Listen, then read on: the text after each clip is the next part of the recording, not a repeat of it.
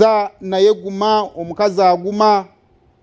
Your husband has a child with another woman. They have a 5-month-old son, and the lady is very sick. She has nobody but your husband. So she and the baby will be moving here, so both you can take care of her.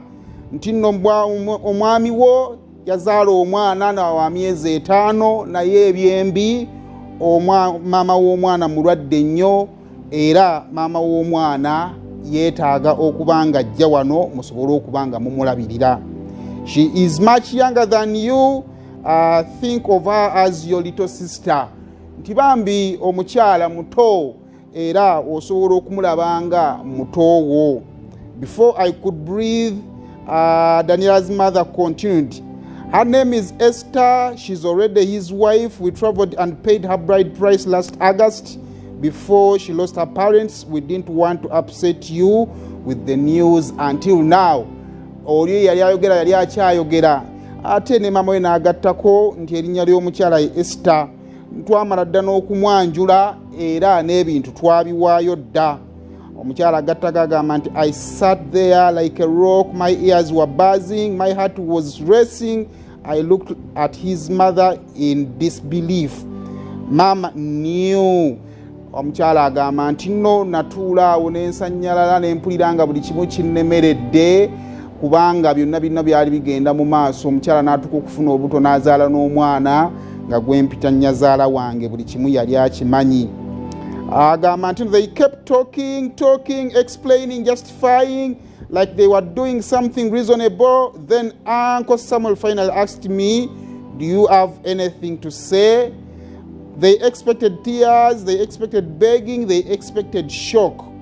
But what I said next shocked the entire room more than they have ever imagined.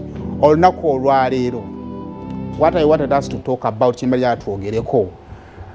Abasajja abali eyo bw'obanga oyagala okwanjulira mukyala wo omukyala owookubiri bwe kiba kikulemeredde, ani omutuufu gwe wandibadde otikka eddimu eryo?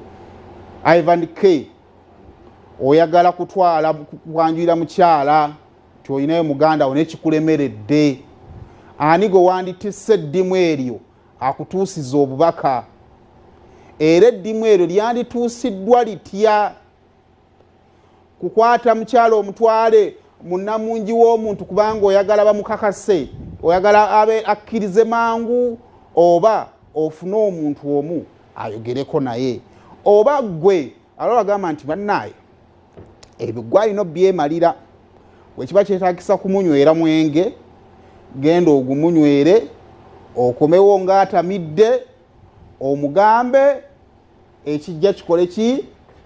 Omulala n'agamba nti bwe kyoba okola ate muwandiikire ebbaluwa obulemu okumala wiiki, bw'akunoonya ng'omanya yakola ki?